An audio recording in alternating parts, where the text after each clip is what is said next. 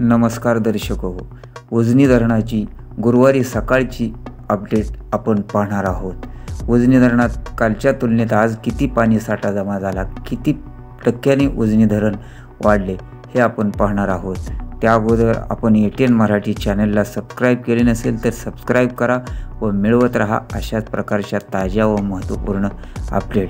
आज सकाळी प्राप्त झालेल्या उजनी धरणाच्या ताज्या अपडेटनुसार उजनी धरणामध्ये 95.26 TMC पाणीसाठा एकूण जमा झालेला आहे।